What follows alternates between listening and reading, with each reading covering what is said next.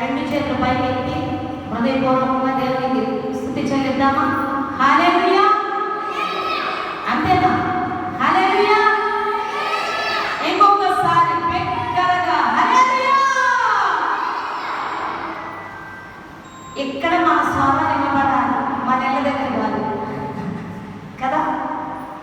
దేవుని సన్నిధిలో వచ్చి కూర్చున్నప్పుడు మీ జీవితాన్ని ఏమేమి బాధలు ఉన్నాయో, ఏమేమి ఇబ్బందులు ఉన్నాయో, ఏమి చేత తరవబడుతున్నారో అవన్నీ మర్చిపోగలగాలి. వాటన్నిటిని పక్కన పెట్టేసి మీరు ఏ పాటి వాళ్ళు వాటన్నిటినీ తీర్చగలిగిన సమర్థుడైనటువంటి సర్వశక్తివంతుడైన దేవుడి దగ్గరకు వచ్చాను. ఆయన ఏం మాట్లాడుతున్నాడో నేను వినాలి. మనం ఏ బాధకు వచ్చామో అవే గుండెల్లో పెట్టుకొని వాటిని తలంచుకుంటూ విన్నామనుకో ఇక్కడికి వచ్చి కూడా ప్రయోజనమేమి ఉండదు. ఇక మీద ఈ స్థలంలో దేవుడు మండబోచున్నాడు. హల్లెలూయా. ఎవరి కోసం? ఆయన కోసమా? కాదు కాదు కాదు, నీ కోసం దేవుడు మండబోచున్నాడు. నీ కోసం ఆయన రోషం కలిగిన దేవుడుగా అగ్ని వలె మండబోచున్నాడు. ఇక్కడ అగ్ని మండుచు ఉన్నది, పొద మండుచు ఉన్నది. హల్లెలూయా. పొద మండుచు ఉన్నది. ఇప్పుడు దాకా జరిగినటువంటి సండే సర్వీసెస్ వేరు, ఆరాధన వేరు. ఇక మీద జరగబోతున్నటువంటి ఆరాధనలు పోలిక లేకుండా అత్యద్భుతంగా దేవుడు తన నామానికి మహిమ తెచ్చుకోబోతున్నాడు. హల్లెలూయా. హల్లెలూయా. ఈ రోజున దేవుడు మనకి ఇచ్చినటువంటి వాక్యాన్ని ధ్యానించుకుందాము. దేవుడు నన్ను ఒక వాక్యం సిద్ధపరిచి తీసుకొచ్చాడు. చాలా బలమైనటువంటి మాటలు నా హృదయంలో పెట్టి నన్ను మండిస్తా ఉన్నారు. నేను ఇక్కడికి వచ్చి కూర్చున్న తర్వాత నేను కొంచెం సాంగ్స్ పెడుతున్నప్పుడు వింటూ ఉన్నప్పుడు ఆలోచన చేస్తూ ఉన్నప్పుడు నాకు దేవుడు ఇదే స్థలంలో నాకు చూపించినటువంటి మరలా జ్ఞాపకం చేస్తూ నేను మండుతున్నాను నా బిడ్డల కోసం, నేను తీసుకొని వస్తాను వారిని ఇక్కడికని మాట్లాడుతున్నాను. నాకైతే చాలా ఏడుపు వస్తుంది. ఈరోజు నా కూర్చొని ఏడుస్తూ ఉన్నాను. ఎందుకు మండుతున్నావు ప్రభా? ఎందుకు నువ్వు రోషం కలిగిన దేవుడుగా కనపరచుకోవాలనుకున్నావు? కారణం అడిగితే ఇక్కడికి వచ్చాక దేవుడు నాకు బయలుపరచుకొని నేను చూపించి దేవుడు నేను సిద్ధపరిచిన దాంట్లోకి వెళ్తాను. ఓకేనా? ఆయన మనందరితో మాట్లాడాలన్న ప్రతి మాటను మేము ఏది మిస్ అవ్వకుండా దానిని మన హృదయాల్లో పొందుపరచుకొని ఇక్కడి నుంచి ధైర్యంగా మన గృహాలకు తిరిగి వెళ్ళాలి. ఇప్పుడు దాకా ఉన్నటువంటి పరిస్థితులన్నీ మరచిపోగలగాలి. ధైర్యంగా మన జీవితాల ముందుకు కొనసాగించగలగాలి దేవుని బట్టి. హల్లెలూయా. నిర్గమకాండము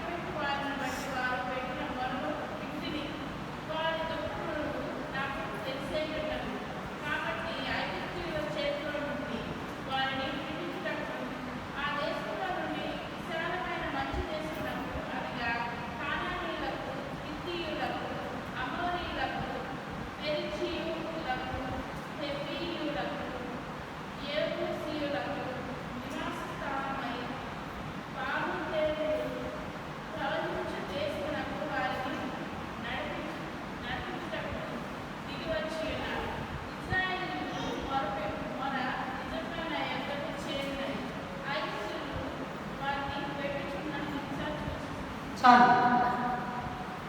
ఇది దేవుడు చూపించినటువంటి మాట. ఆయన పొదలో మండుచు పరలోకం నుంచి దిగి వచ్చారు. ఎందుకు దిగి వచ్చారు? ఎవరి కోసం దిగి వచ్చారంటే స్పష్టంగా ఇక్కడ రాయబడింది, తాను ప్రేమిస్తున్నటువంటి ప్రజలు కష్టాలు పడుతున్నారని. ఐగుప్తు ఇశ్రాయేలుని కష్టపెట్టడము దేవుడు చూచి భరించలేక మండుతూ దిగి వచ్చి ఆ విషయాన్ని తన సేవకుడైన మోషేకు తెలియజేస్తున్నాడు.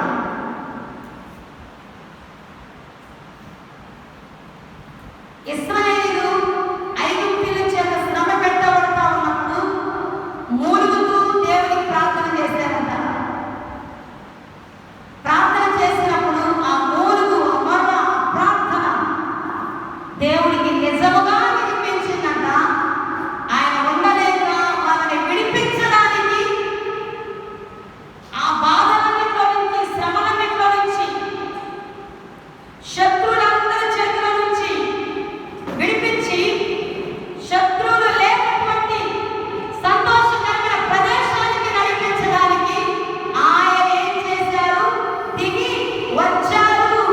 ఎలా వచ్చారు? మండుతూ మండుతూ. హల్లెలూయా! తన ప్రజలు కష్టపడుతుంటే, ఇంకా తన ప్రజలను కష్టపెడుతూ ఉంటే దేవుడు ఏం చేస్తాడు?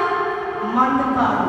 ఆయనకి రోషం పుడుతుంది, ఆయనకి కోపము వస్తుంది.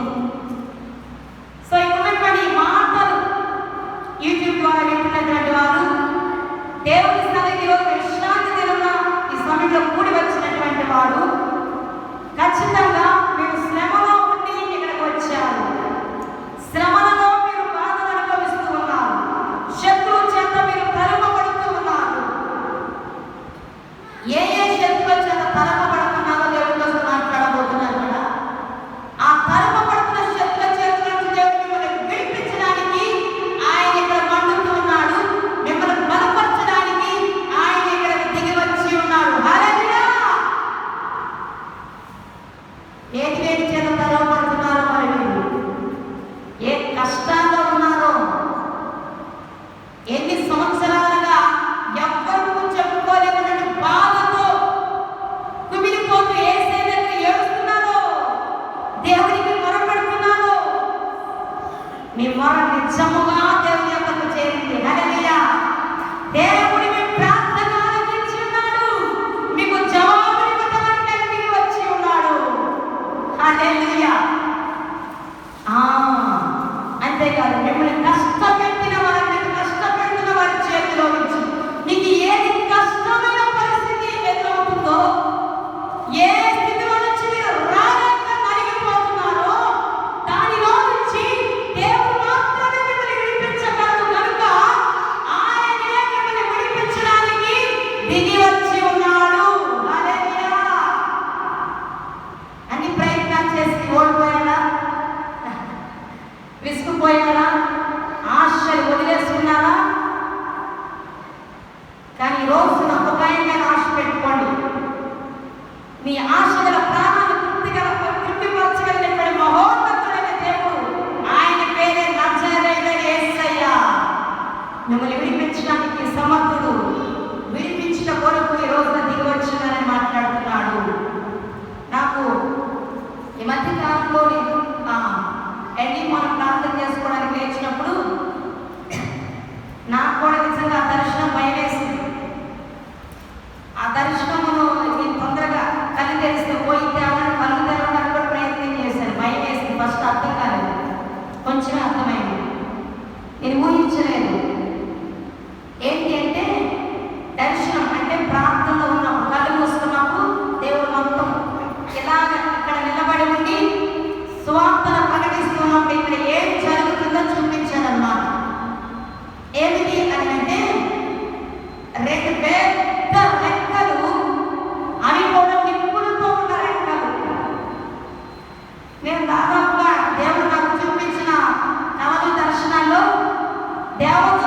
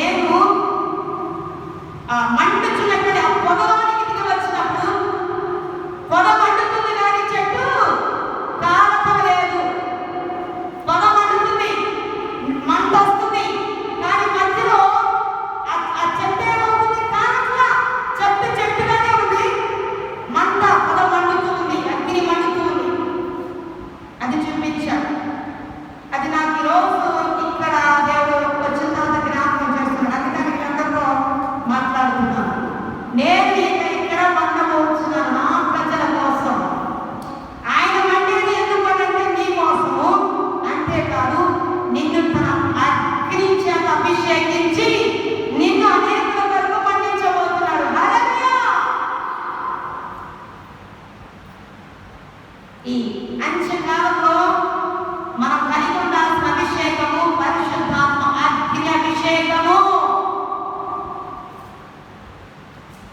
Fire anointing. ఆ అభిషేకము దేవుడు మనకు అనుగ్రహించినప్పుడు ఏ దుష్టులు, ఏ చీకటి శక్తులు, ఏ బంధకాలు, ఏ చెర, ఏ సమస్యలు, ఏ పోరాటాలు మనల్ని తాకలేవు, మనల్ని అధిగమించలేవు, మనల్ని డామినేట్ చేయలేవు. మనమే వాటిని ఏం చేస్తాం? డామినేట్ చేస్తాం. మనమే వాటిని ఏం చేస్తాం? తరుముతాం, తరిమే వాటిగా మార్చబడిపోతాం. కాబట్టి దేవుడు కష్టాలు పడుతున్నటువంటి వాళ్ళందరూ దేవుడు ఇక్కడ తీసుకొని రాబోతున్నాడు. ఏ ఏ కష్టాలు పడుతున్నా కష్టాలు వాళ్ళే తరిమేటట్టుగా మార్చి నడిపించబోతున్నాడు. హల్లెలూయా. ఓకే, దేవుడికే మహిమ కలుగును గాక. ఈరోజు దేవుడు ఇచ్చినటువంటి వాక్యాన్ని మనం ధ్యానించుకున్నాము. శ్రద్ధగా ఆలకించండి. కొరింథీయులకు రాసిన 2వ పత్రిక 4వ అధ్యాయము 8-9 వచనాలు చదువుకుందాం. కొరింథీయులకు రాసిన 2వ పత్రిక 4వ అధ్యాయము 8-9 వచనాలు.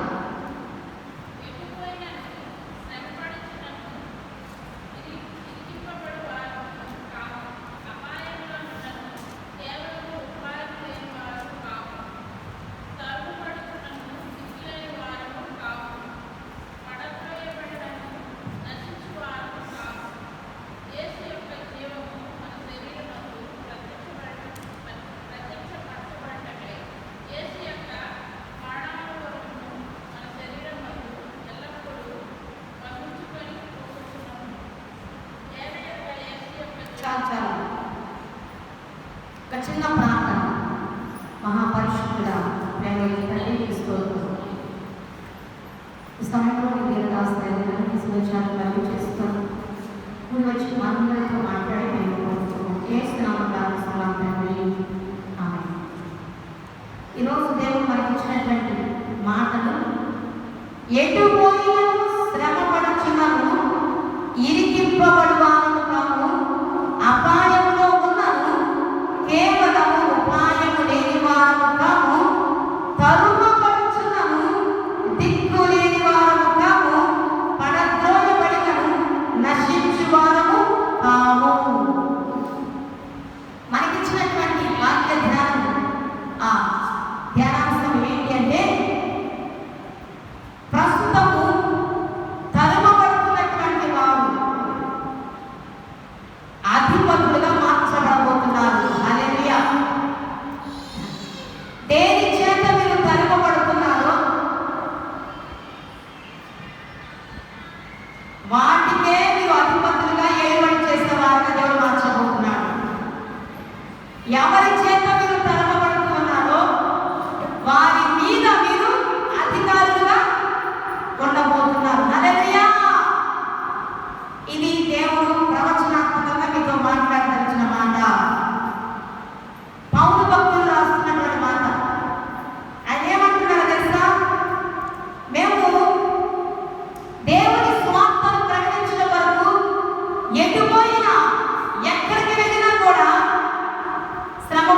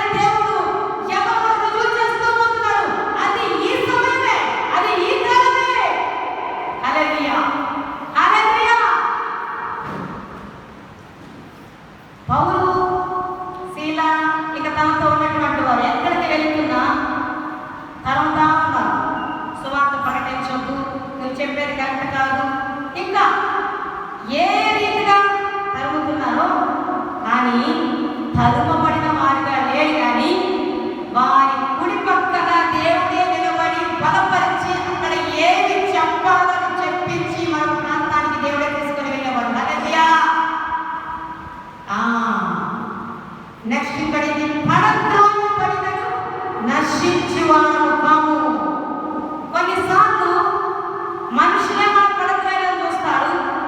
చాలా సార్లు శత్రువైన అపవాది పాపము ద్వారానో, మోసము ద్వారానో, బలహీనత ద్వారానో, భయాల ద్వారానో మనం ఏం చేస్తూ ఉంటాడు, పరిస్థితుల ద్వారానో పడేయడం చూస్తూ ఉంటాడు.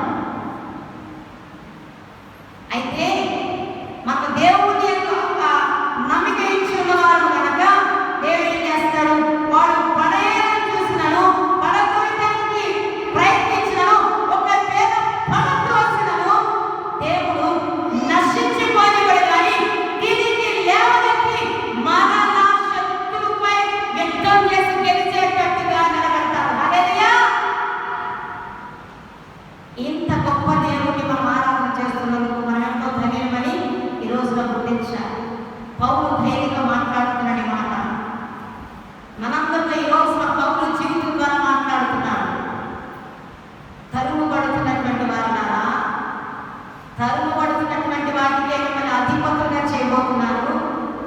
ఎవరెవరు మిమ్మల్ని తరుగుతున్నారు, ఏ పరిస్థితులు తరుగుతున్నాయో, ఏ శత్రువు తరుగుతున్నాడో వాళ్ళ మీద మీరు ఏ విధంగా ఉండేటట్టుగా నేను మీ స్థితిగతులను మార్చివేయబోతున్నానని దేవాది దేవుడి రోజున మనతో వాగ్దానం చేసి మాట్లాడుతున్నాడు. దేవుని బిడ్డలారా, ఇంకొక వాక్యాన్ని కూడా నేను చదివి ముందుకు వెళ్తాను.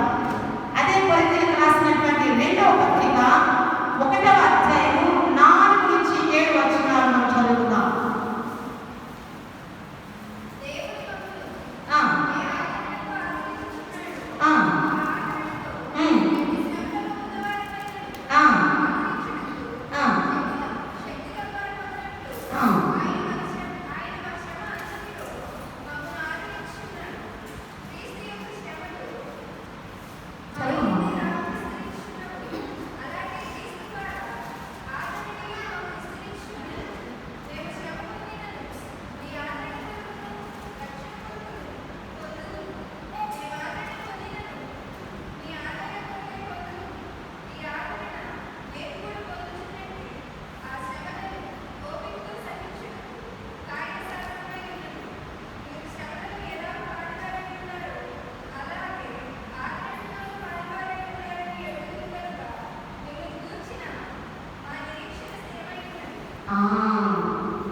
పౌలు ఇంకొక మాట చెప్తున్నాడు చూడండి.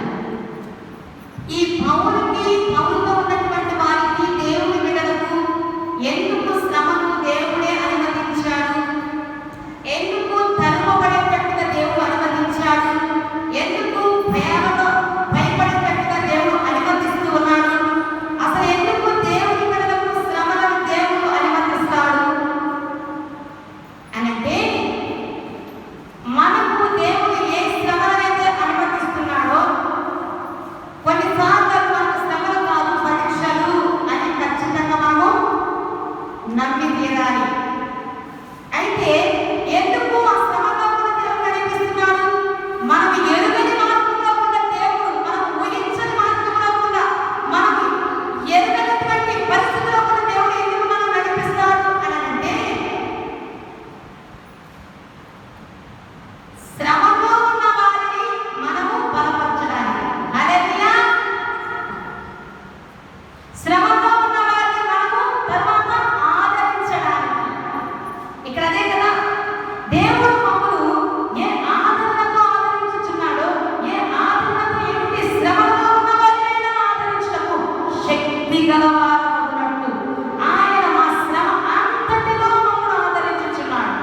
దేవుడు కనుక పరీక్షించడం ద్వారా మీకు శ్రమలు ఎదురైతే ఎంతగా శ్రమ పెట్టబడతారో, ఎంతగా కష్టాలు అనుభవించగలుగుతారో, ఎంతగా తరుమబడతారో, తరువాత ఆయన శ్రమలకు మించిన, కష్టాలకు మించిన ఆనందకరమైన, సంతోషకరమైన, సమాధానకరమైన, ఆశీర్వాదకరమైన, దీవెనకరమైనటువంటి స్థితిని, భవిష్యత్తును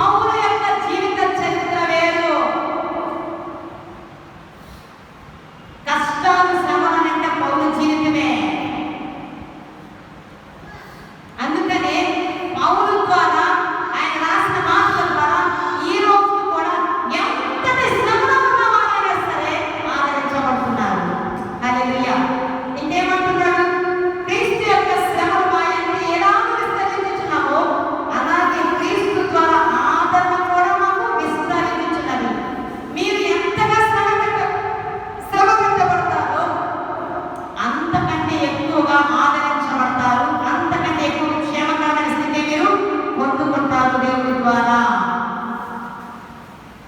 మేము శ్రమ పొందినను మీ ఆదరణ కొరకు, మీ రక్షణ కొరకు పొందుదుము. మేము ఆదరణ పొందినను మీ ఆదరణ కొరకై పొందుదుము. ఈ ఆదరణ మేము కూడా పొందుచున్నట్టు ఈ శ్రమలను ఓపికతో సహించుటకు కార్య సాధకమై ఉన్నది. పౌలు శీలలు భక్తులు ఎందుకు శ్రమ పట్టబడ్డారంటే వారి కొరకు మాత్రమే కాదు, అనేకుల కొరకు శ్రమ పట్టబడ్డారు. యేసుక్రీస్తు ప్రభువు ఈ భూమి మీదకి ఎందుకు దిగి వచ్చారు? ఆయన వ్యక్తులుగా ఎందుకు జన్మించాల్సి వచ్చింది? ఆయన తన మహిమకరమైన సింహాసనాన్ని విడిచి ఈ భూమి మీదకి ఏమీ లేనటువంటి ఒక పేదవాడిగా, దరిద్రుడిగా, వ్యక్తుడిగా, సాధారణమైన మనిషిగా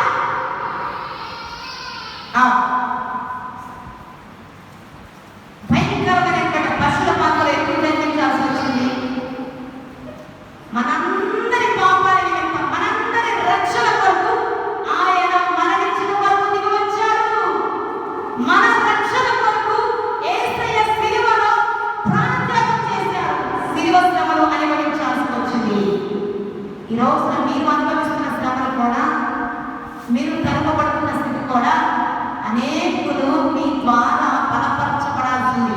మీ అనుభవాల ద్వారా, మీ సాక్ష్యాల ద్వారా అనేకులు బలపరచబడి దేవుని తట్టు తిరగాల్సి ఉన్నదని మీరు శ్రమ పెట్టబడుతున్నారు అని ఈ రోజున మీరు గ్రహించాల్సింది. దేవుని పేట మనం చేస్తూ ఉన్నాం. అయితే శ్రమలో కూడా దేవుడు ఎలా నడిపిస్తున్నాడో అలాగే ఆదరణకరమైన జీవితాన్ని, దేవుడు సిద్ధపరిచి ఉంచిన జీవితాన్ని ఈ కాలంలో మనందరికీ దేవుడు అనుగ్రహించబోతున్నాడు.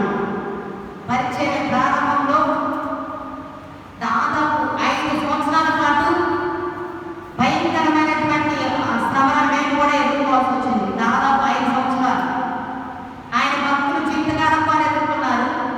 కానీ ఇప్పటి వరకు ఉన్నాయి కానీ కొన్ని మాకు కష్టము అనిపించినటువంటి భయంకరమైన పరిస్థితులు దాదాపు 5 సంవత్సరాలు మేము కూడా కలుగబడ్డాం. నేను అంటున్నాను, ఇంకా ఈ పరిచర్యను ఆపేద్దాం. ఎందుకు ఇంకా ఏం సాధించాలి? అంత మంచి ఉంటుంది అనుకుంటే చక్కగా నాకు కూడా నేను అడగకపోయినా, నేను పిలవకపోయినా, నేను నాకు నీ తండ్రి తిరగకపోయినా, నా తండ్రి నేను నేను ఎరగకపోయినా నన్ను దర్శించి ఆకర్షించుకుని ఆత్మచేత అభిషేకించుకున్నావు. దీన్ని బట్టి నేనెంతో సంతోషిస్తున్నాను. కానీ నేను దేవుని ఆత్మచేత అభిషేకించబడి పరిచర్య చేస్తూ ప్రారంభించిన దగ్గర నుంచి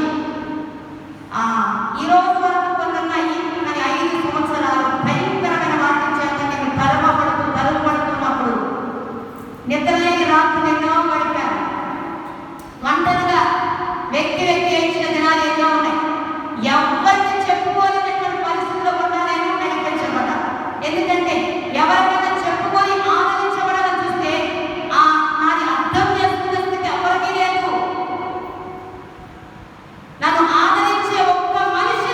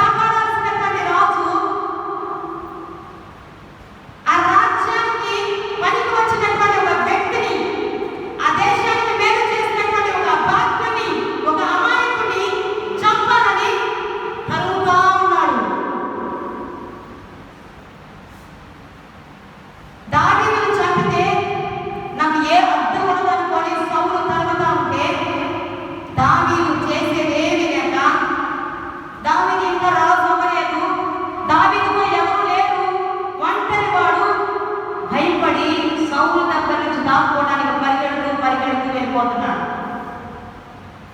పరిగెత్తి పరిగెత్తి ఒక దేశం దాటి, ఒక ప్రాంతం దాటి, ఒక గుహ దాటుకుంటూ వెళ్ళి దాక్కుంటూ ఉన్న సందర్భంలో దాదాపు 400 మంది అనేక రకాలుగా బాధలు అనుభవిస్తూ ఉన్నటువంటి వారు ఆయన దగ్గరికి వెళ్ళి కలుసుకొని, మేము మీతో ఉంటామయ్యా అని అన్నారంట. అప్పుడు ఏం జరిగిందో నేను చెప్తాను. సమూయేలు మొదటి గ్రంథము 22వ అధ్యాయము 1-2 వచనాలు చదువుతున్నాం.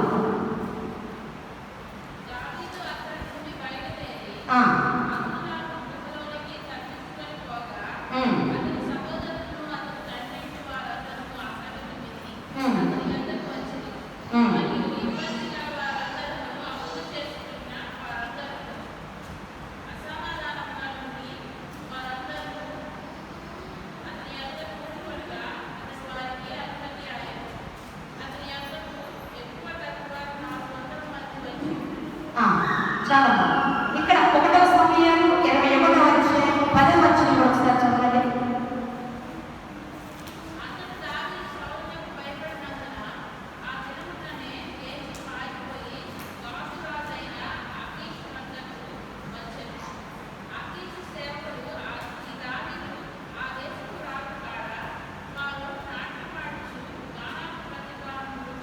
చాలా బోర్ పడుతున్న వాళ్ళు హల్లెలూయా చెప్పండి. ఇక చాలా వాక్యం ఆపండి, బోర్ కొట్టేస్తున్న వాళ్ళు హల్లెలూయా చెప్తారా? ఓకే, వస్తే వాక్యం ఓపిక అంటారా? కొన్ని నిమిషాలు. ఇక్కడ దావీదు భయము చేత పారిపోతా ఉన్నాడు. ఎవరు తరుగుతున్నారు దావీదు చెప్పండి? సౌలు రాజు. అక్కడ సౌలు రాజనంటే శత్రువు తరుగుతున్నప్పుడు ప్రాణభయంతో దావీదు దాక్కుంటూ ఆ దేశాలు, రాజ్యాలు, ప్రాంతాలు, గుహలు దాటుకుంటూ పారిపోతా ఉన్నప్పుడు అక్కడికి ఎవరెవరు వచ్చారో చెప్పాను. అటువంటి వారు ఈ రోజు ఇక్కడికి వచ్చి ఉన్నారు. అటువంటి వారి మాటలు ఈ రోజు వింటూ ఉన్నారు. హల్లెలూయా. ఇబ్బంది గల వారందరూ వచ్చారు దావీదు దగ్గరికి. ఎవరెవరు వచ్చారు? ఆయనే ఇబ్బందిలో ఉన్నాడు, ఆయనే భయపడుతూ వదులుతున్నాడు, ఆయనే ఒక శత్రువు తర్వాత ఉంటే ఆయన దగ్గరికి వచ్చినటువంటి అమ్మలక్కలు, ఐదక్కలు ఎవరయ్యా? ఆయన దగ్గరికి వచ్చినటువంటి వాళ్ళెవరు? ఇబ్బందిలో ఉన్న వారు వచ్చారంట. రెండవది ఎవరు వచ్చారు? అప్పుల్లో ఉన్న వాళ్ళందరూ వచ్చారంట. హల్లెలూయా. ఎవరు వచ్చారు? అప్పుల్లో ఉన్న వాళ్ళందరూ వచ్చారంట. మూడవదిగా అసమాధానముగా ఉన్నటువంటి వాళ్ళందరూ వచ్చారు. ఎవరి దగ్గరికి చెప్పాలి? ఎవరి దగ్గరికి? దావీదు దగ్గరికి. దావీదే భయపడుతూ పారిపోతుంటే, దావీదే శత్రువు చేత తరమబడుతూ ఉంటే ఎవరు ఆయన దగ్గరికి వచ్చారు? ఇబ్బందుల్లో ఉన్న వాళ్ళందరూ వచ్చారంట. అప్పుల్లో ఉన్న వాళ్ళందరూ వచ్చారంట. సమాధానం, నెమ్మది, విశ్రాంతి, మనశ్శాంతి లేని వాళ్ళందరూ కూడా ఆయన దగ్గరికి వచ్చి కూడుకున్నారంట. దాదాపు ఎంతమంది వచ్చారు? 400 people. 400 మంది వచ్చారు. ఇక్కడికి వేల మంది తల రాబోతున్నారు. ఈ స్థితిలో ఉన్న వాళ్ళందరూ. హల్లెలూయా. నేను కూడా ప్రారంభంలో ఇటువంటి ఇబ్బందులు తరవబడుతుంటే, సిస్టర్ నాకు ఈ బాధకు నాకు ప్రార్థన చేయండి అనేవారు చాలా మంది. నాకు అప్పుడు అనిపించేది, నేను ఉన్నది ఈ పరిస్థితి, నా ప్రార్థన సాధు కాక నేను ఏం చేయాలని పారిపోతుంటే, భయపడుతుంటే, అదే సమస్యలో ఉండొచ్చు నాకు ప్రార్థన చేయమన్న మెసేజ్లో నేనేం చేసేది అనిపించింది. అప్పుడు దేవుడు నాతో ఒక మాట మాట్లాడేవారు, నువ్వు ప్రార్థన చేయి, ఆమె బాధ నీకు తెలియటానికి నిన్ను ఆ బాధలో నడిపించాను. ఆ శ్రమ నీకు పూర్తిగా తెలియటానికి ఆ శ్రమలో ఉన్న ముందుగానే నడిపించాను. ఇది కావాలని వాళ్ళ కోసం నేను నడిపించాను, కానీ నేను ఇబ్బంది పెట్టడం కాదు అని దేవుడు మాట్లాడినప్పుడు నేను వాళ్ళతో ఏం పర్లేదమ్మా, దేవుడు ఇలా చేస్తానంటారు, ఇలా చేస్తానంటున్నా, కానీ నేను వాళ్ళతో మాట్లాడుతూ దేవుడు ఏం చెప్తే మాట్లాడుతున్నప్పుడు ఏడుస్తూ ఫోన్ చేసినటువంటి వాళ్ళు నెమ్మదితో దేవుడి మాట విశ్వాసంతో స్వీకరించి ఫోన్ పెట్టేసేవాళ్ళు సంతోషంగా. ఆ గుంపంతా ఈ రోజున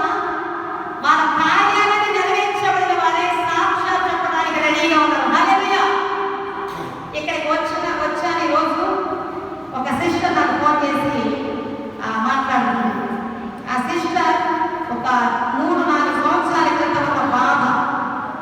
తన భర్త తనను అనుమానించి ఇంటికి పంపించేశాడు.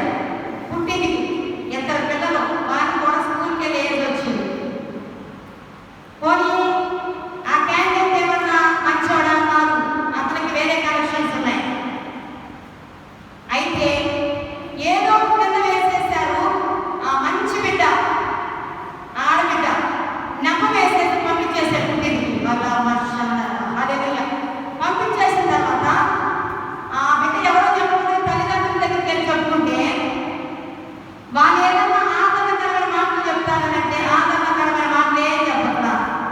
వాళ్ళు కూడా కూతురు ఇబ్బంది అయిపోయి, చూడండి మనుషులు ఎలా ఉంటారు చూడండి. తల్లిదండ్రులైనా, అన్నదమ్ములైనా, అక్క చెల్లెలైనా ఒకానొక పరిస్థితి వచ్చినప్పుడు మన ఇబ్బందుల్లో వచ్చి మనల్ని లేవనెత్తలేరు, మనకి ఆదరణ కావాల్సినది వాళ్ళు ఇవ్వలేరు. కేవలం ఒకే ఒక్క దేవుడు నీకు ఏ ఆదరణ కలుగు చేస్తాడు. ఇక ఆ బిడ్డ తల్లిదండ్రులతో బాధ చెప్పుకోవడం మానేసింది. చెప్పుకున్నా వాళ్ళు ఓదార్చకపోగా వచ్చింది మా పరువు బాగుందని ఆలోచిస్తున్నారు. ఏ బాగున్నా వాడు ఏదో అని అంటున్నారే కానీ వచ్చిన బిడ్డను ఆదరించలేకపోతున్నారు, ప్రేమను పంచలేకపోతున్నారు. ఆ టైంలో ఎవరో నా ఫోన్ నెంబర్ ఇస్తే మాట్లాడటం ప్రారంభించింది. అక్క నా పరిస్థితిని తల్లిదండ్రులు ప్రేమిస్తారని నా తల్లిదండ్రులు ప్రేమించుకున్నా. అంతేకాదు ఇంకా పైకొచ్చి వాళ్ళు తీసుకొచ్చి అన్నారు, కోర్టుకేసేద్దాం, తీర్చేద్దాం. వాళ్ళే సొంత నిర్ణయాలు తన కూతురి జీవితాన్ని పాడు చేయడానికి నిర్ణయం చేసుకున్నారు. ఆ టైంలో నేను చెప్పాను, అమ్మ మీ అమ్మని నాతో మాట్లాడమను, కోర్టు దాకా వెళ్ళొద్దు, ఇది అపవాది ఇస్తున్నటువంటి ఆలోచన, వెళ్ళొద్దు. మాట్లాడితే వాళ్ళ అమ్మ దేవుడి కృపను బట్టి విశ్వసించింది. దేవుడు నీకు నీ భర్త దగ్గరికి తీసుకెళ్తానన్నాడు, కాస్త సహించి ఓర్చుకో. దేవుడి కార్యం చేసినాక ఎవ్వరు ప్రేమించకపోయినా ప్రార్థన చేసుకుంటూ ఉండు. ఈ సమయంలో ప్రార్థన చేసుకోవాలి. ఇది ప్రేమించి యేసే ఉన్నాడు. ఈ టైంలో నిజంగా నీకు దేవుడు ప్రేమిస్తున్నాడని గుర్తుపడతావు అని చెప్తే నేను తీసుకొచ్చుకొని అన్నాను. తన ఆటగానే తన ఇంటి వారిని వదిలేసేశారు. మాకు కూడా హాయి ఉందిలే. అయితే దాదాపు సంవత్సరం అయిపోతుంది. దేవుడు ఎలా అంటున్నాడంటే నమ్మలేకపోతుంది అమ్మాయి. ఇక వాళ్ళ ఆటని చేసేసేసారు, రావద్దు అంటున్నారు, నిందలేసేసారు. ఇక వేస్ట్ అంటారు. కాదు దేవుడు చేస్తానంటున్నాడు. ఇది దేవుడే చెప్తున్నాడు. ఆయన చెప్తున్నట్టు చేస్తాడు. మనకు అసాధ్యమైనవి, మనకు చేయలేనివి దేవుడు చేస్తాడు. నువ్వు నమ్మితే చాలు అని అన్నాను. ఒక దినం రాని వచ్చింది. పైగా దేవుడు ఒక మీడియాటర్ని నేను ప్రేరేపించి తీసుకొని వెళ్తాను. నీ భర్త రాకపోవచ్చునని నువ్వు వెళ్ళిన తర్వాత తరివేడు. ఇది చెప్తే దాదాపు సంవత్సరం దాటిందో ఏమో ఒక వ్యక్తి ద్వారా ఆ బిడ్డ తన భర్త దగ్గరికి వచ్చింది. బిడ్డను తీసుకొని వచ్చిన 1-2 సంవత్సరాల పట్టు భర్త తన దగ్గర రాని కదా ఆ రిలేషన్ తన వెంటనే చేస్తున్నాడు. తన ముందే బాగా రెచ్చిపోతున్నాడు, తిరుగుతున్నాడు, కొడుతున్నాడు, హింస పెడుతున్నాడు. మళ్ళా ఫోన్ చేసింది, అమ్మ అస్సలు గ్రామే కుదరదన్నావు, అప్పుడు దేవుడి దగ్గర తీసుకొని వస్తానని తీసుకొచ్చాను కదా. ఈ రోజు వరకు మాట నీ భర్తను మారుస్తాడు, నీ కుటుంబంతో దేవుడి సన్నిధికి వెళతావని దేవుడు చెప్తున్నాడు. నీ భర్త దేవుడి సన్నిధికి నీ కుటుంబంతో తీసుకొని వెళ్ళబోతున్నాడు. నీ భర్తను ఆ బంధకాల నుంచి దేవుడు విడిపిస్తాడు. అయితే విశ్వాసంలో నిలిచి ఉండు. నమ్మలేకపోయింది. కొడుతున్నాడు, గాయపరుస్తున్నాడు, ఏ తప్పు చేయకపోయినా నా వల్ల కాదు, ఇది ఎంత భరించాలని నన్ను ప్రశ్నిస్తుంది. నేనేం చేసింది అంటున్నప్పుడు ఆ టైం కూడా వచ్చింది. ఈ రోజు ఆ బిడ్డ చెప్తుంది, అక్క నేను నా శ్రమల గురించి చేయడానికి ఫోన్ చేయగా ఆ రోజు దేవుడు చెప్పింది నమ్మలేదు కదా, అవన్నీ నా జీవితంలో అనుభవిస్తున్నాను. నేను నా కుటుంబం సంతోషంగా ఉన్నామని నీతో సంతోషాన్ని పంచుకోవడానికి నేను ఫోన్ చేశాను. తన భర్త అలవాట్లన్నీ మానేశాడు. తన భర్తే తనకి ఇష్టం వచ్చినటువంటి మందిరానికి బయట పట్టుకొని కుటుంబాన్ని తీసుకుని వెళ్తున్నాడు. ఈ రోజున అర్థమైందా? నమ్మలేనటువంటి కార్యాలు మన దేవుడు చేస్తాడు. నేను ప్రకటించిన యేసయ్య చేస్తాడు. అవమానాల నిందల్లో కూడా తరమబడింది. ఈ రోజున ఆమె నిర్మించి అవమానించిన వాళ్ళందరి జీవితాలు వేరే ఉన్నాయి. ఆ బిడ్డ జీవితమే ఆ కుటుంబంలో నిలబడింది. వారు సంతోషంగా ఉన్నాడు. ఇంకా ఒకరు చెప్తుంది, వాళ్ళ ఆయన ఫోన్ చేస్తూనే ఉన్నాడు. అప్పుడు ఎదురుగా మాట్లాడలేనటువంటి వ్యక్తి ఎక్కడికెళ్ళినా ఆ బిడ్డతో మాట్లాడలేనంతగా మారిపోయాడు.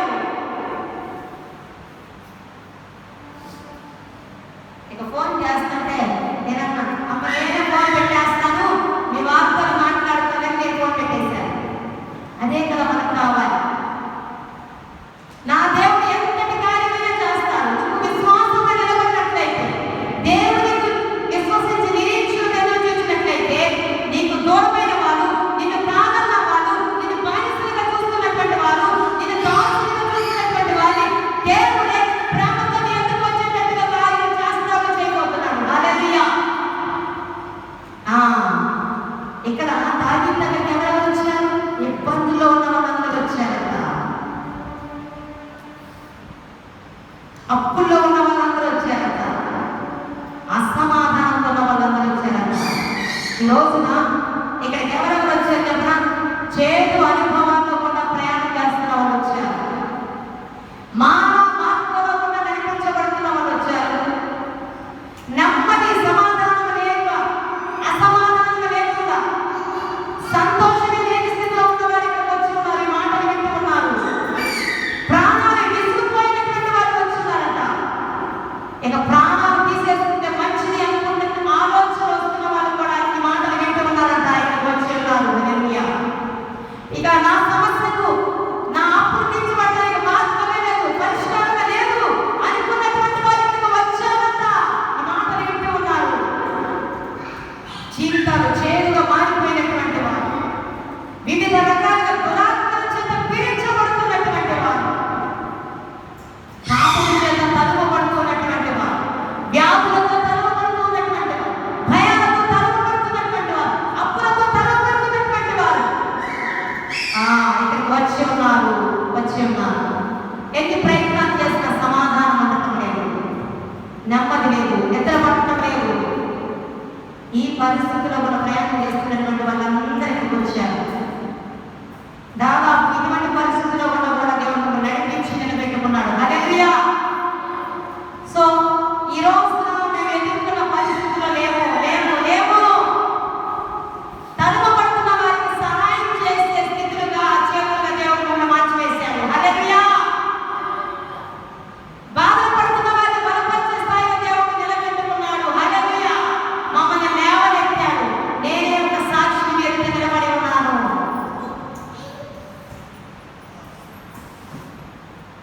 నేను ఈరోజు సంతోషంగా, సమాధానంగా నా కుటుంబంతో దేవుని పరిచయం చేయడానికి ఇష్టపూర్వకంగా ప్రయాణం చేస్తా ఉన్నాను. ఏ భయము లేదు. ఎవరు ఎన్ని ప్రయత్నాలు చేసినా, శత్రువు ఎన్ని తరమని ప్రయత్నించినా మనం భయపడేది ఏమీ లేదు. ఎందుకంటే ఇరుక్కుపోమిక దేవుడు కార్యాలు చేస్తూ ఉన్నారు. అయితే వీళ్ళు ఈ తాత్మక దావీదు దగ్గరికి వచ్చారు. ఏం బాగుపడతామని, వాళ్ళ ఇబ్బంది ఏం పోతాయి, వాళ్ళ అప్పులేం పోతాయి, వాళ్ళకి ఏం సమాధానం వస్తుంది? అసలు దావీదుని ఏం చూసి వీళ్ళందరూ వచ్చారు? అసలే తరుమబడుతున్నటువంటి, భయపడుతున్నటువంటి, ఒంటరిగా ఉన్న ఈ దావీదు దగ్గరికి వీళ్ళందరికీ ఎందుకు వచ్చారు? ఏం చేయడానికి వచ్చారు? దావీదులో ఏం చూశారు? దావీదుని బట్టి ఏం గ్రహించుకున్నారు వాళ్ళు అంటే, వాళ్ళు ఏం చూశారో తెలుసా? దావీదు ఎవరో, అతని శక్తి సామర్థ్యాలు ఎటువంటివో, అతని పట్ల దైవ ఉద్దేశం ఎటువంటిదో, అతని గురించి రాజ్యంలో అందరూ ఏమనుకుంటున్నారో వాళ్ళు తెలుసుకొని వచ్చారు. దావీదు ఇంకా రాజు అవలేదేమో కానీ దావీదు అప్పటికే గొల్లియాతు వంటి పెద్ద శత్రువుని ఈజీగా వడిసెలతో చంపేశాడు.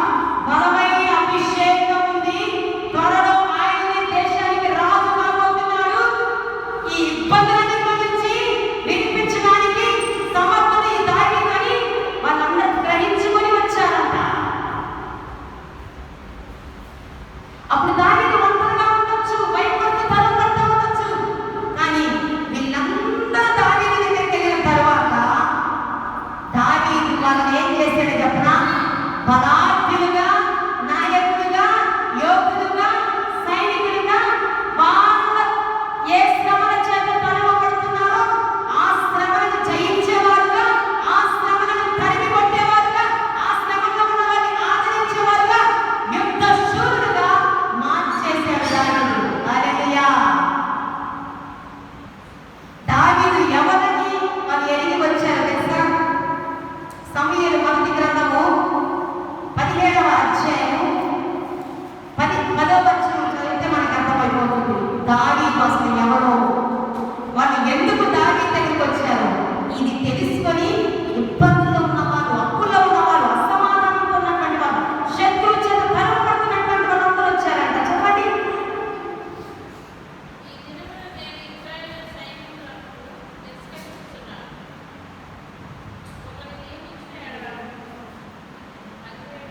సమూయేలు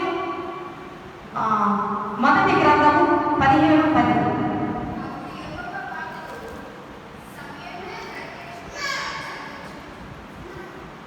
చదువు.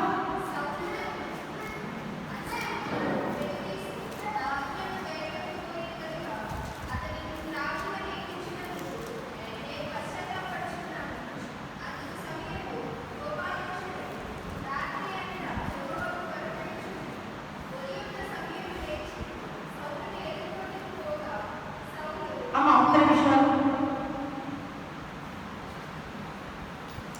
మొదటి సమూయేలేనా నేను చదువుతుంది?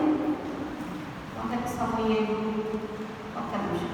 రెండవ సమూయేలు చూడండి. రెండవ సమూయేలు గ్రంథము 17వ అధ్యాయము 10వ వచనం నుంచి. సారీ 8వ వచనం చదవండి. 8, 9, 10.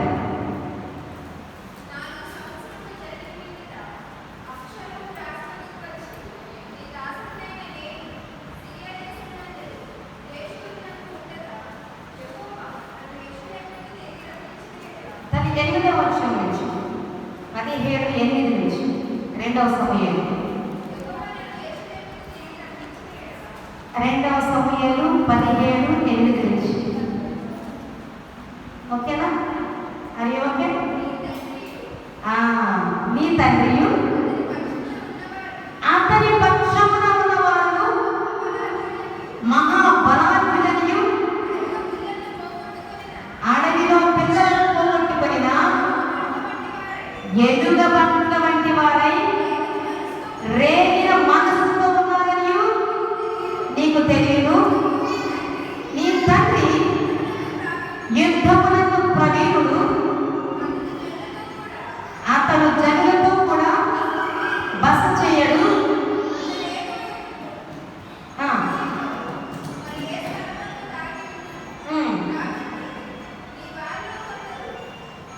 చదువు. యుద్ధారంభమునకు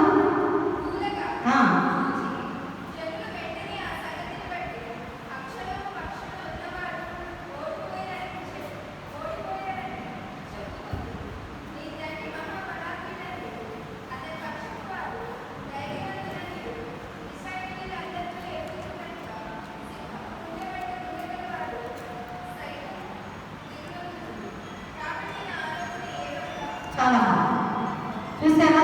దావీదు గురించి హూషై అనేటువంటి వ్యక్తి అబ్షాలోముతో చెప్తున్న మాటలు ఇవి. దావీదు ఎట్లాంటి చెప్పడం వాళ్ళందరూ సింహపు గుండె వంటి వారు కూడా దావీదంటే భయమంట. అంత పరాక్రమంత యుద్ధ నైపుణ్యం కలిగినటువంటి వాడని వాళ్ళందరూ దావీదు దగ్గరికి వచ్చారంట. ఊరికి రాలేదు. ఈ శ్రమలన్నింటిలో నుంచి, ఈ సమస్యలన్నింటిలో నుంచి, ఈ శత్రు భయాలన్నింటిలో నుంచి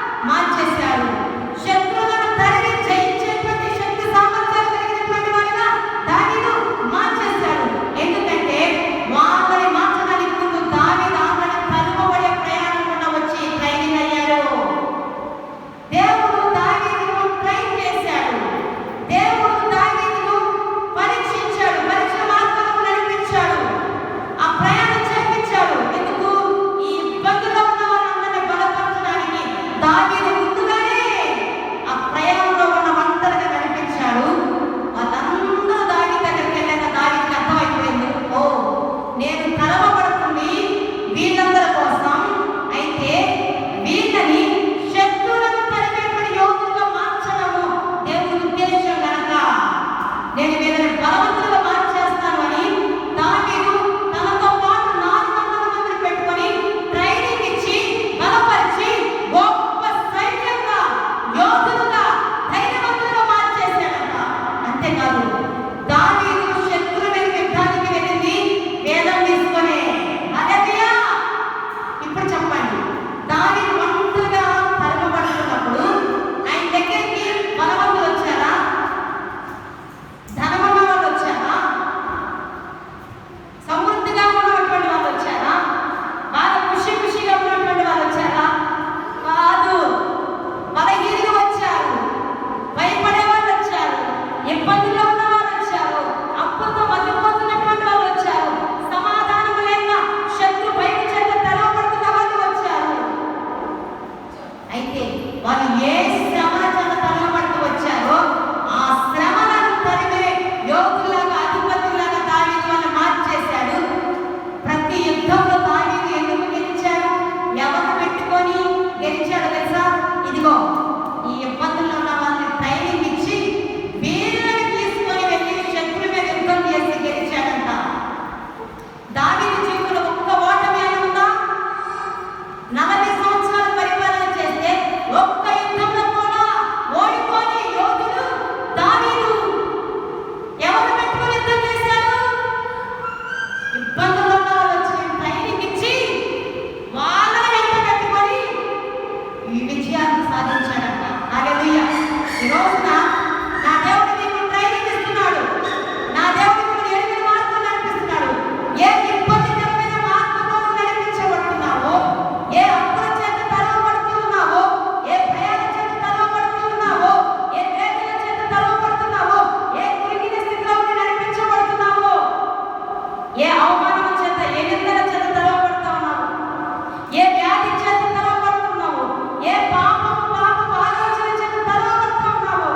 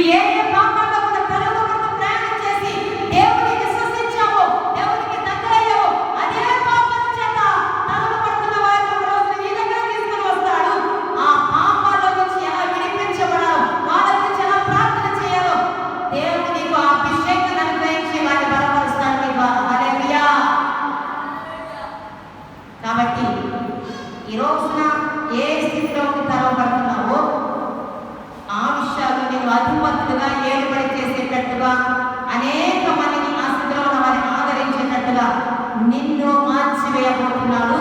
అట్లాంటి అభిషేకాన్ని దేవుడు నీకు అనుగ్రహించబోతున్నాడు. అట్లాంటి రక్షణ ఆనందాన్ని దేవుడు నీకు అనుగ్రహించబోతున్నాడు. సమాధానం లేదా, ఏమన్నా నెమ్మది లేదా, నిద్ర పట్టే స్థితి లేదా? అయితే దేవుడు నేను ఆదరించబోతా ఉన్నాడు. నిద్ర లేక నలిగిపోతున్నటువంటి వారికి నీ సాక్ష్యము ద్వారా బలపరచడానికి హల్లెలూయా. ఏ నీకు ఎంత మాత్రం హాని కలిగి చేయదు. మరణ భయం వెంటాడుతున్నదా? మరణముని తరి రాకుండా దేవుడే దేవుడే దేవుడే నీ చుట్టూ అగ్ని ప్రాకారంగా ఉండబోతా ఉన్నాడు. ఏ భయం నీకు అవసరం లేదు. ఏ శత్రువుని తరుముచున్నా నువ్వు భయపడాల్సిన అవసరం లేదు. నువ్వు తరుముబడుచున్నాను, ఇరికించబడేటువంటి వ్యక్తిగా ఉండవు. నువ్వు దిక్కులేని వ్యక్తిగా ఉండవు.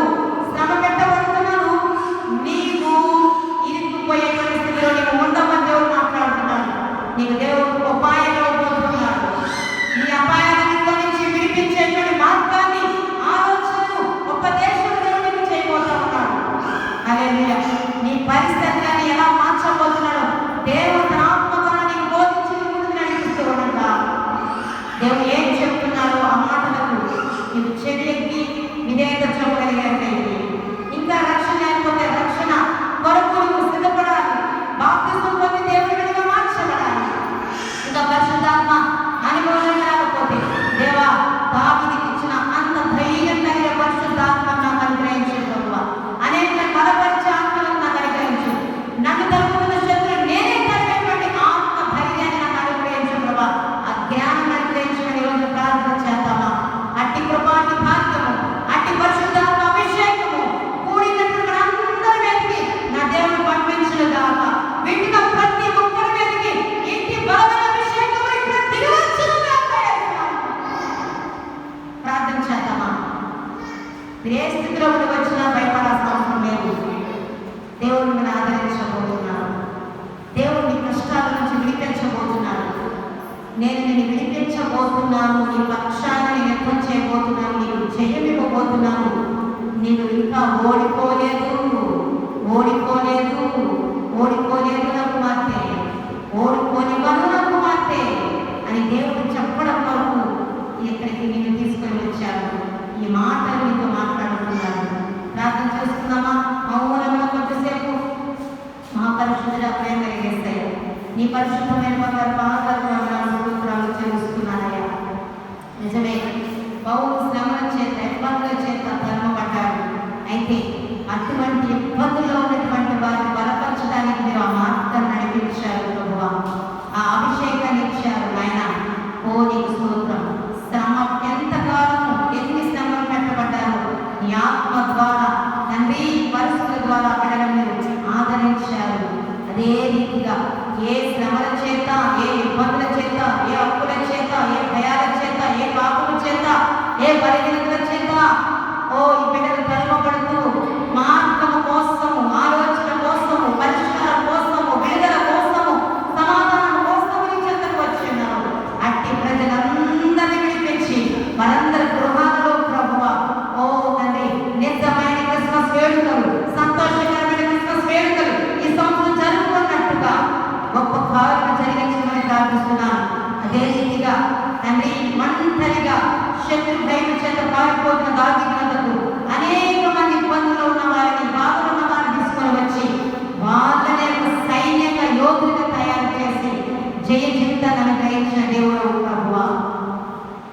వారి ద్వారానే దావీదుకు విజయాలను అనుగ్రహించిన దేవుడు అయ్యా. శత్రువును తరిమేటువంటి బలమైన ఆత్మ అభిషేకము మా అందరికీ దయచేయండి ప్రభువా. నీ బిడ్డల పక్షాన్ని విరుద్ధం చేసి ఎవరు మేము ఓడిపోయాము, ఇక మా పరిష్కారం లేదని కుమిలిపోతూ ఉన్నారు. ఎవరు నీ బిడ్డలను కష్టపెడుతున్నారు, ఏ పరిస్థితులు కష్టపెడుతున్నాయి, వాటన్నిటిలో నుంచి ఆనాడు ఐగుప్తీయుల మధ్యలో నుండి, ఆ కష్టాల నుండి ఇశ్రాయేలు ఎలాగైతే విడిపించిన గొప్ప ఆస్తితో, భోగంతో, ఆదరతో, సమాధానంతో బయటికి తీసుకొని వచ్చి నాలు చేర్చాము. ఇరుకులో, లేదులో, ఇబ్బందులో, అప్పుల నలిగిపోతున్న నీ బిడ్డలకు, సమృద్ధి లేక అల్లాడిపోతున్న నీ బిడ్డలను సమృద్ధికరమైన, సంతృష్టికరమైన, సంతృప్తికరమైన జీవితంలో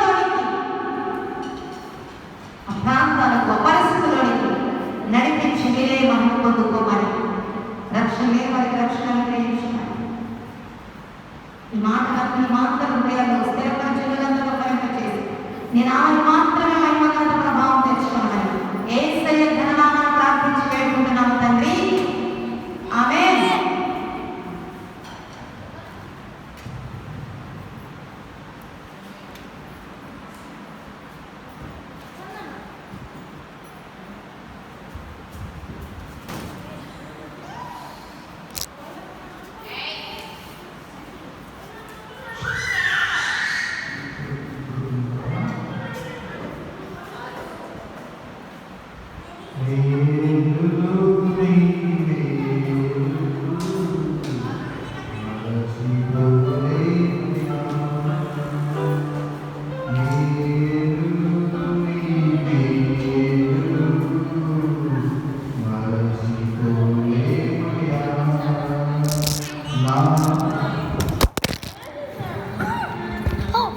Oh.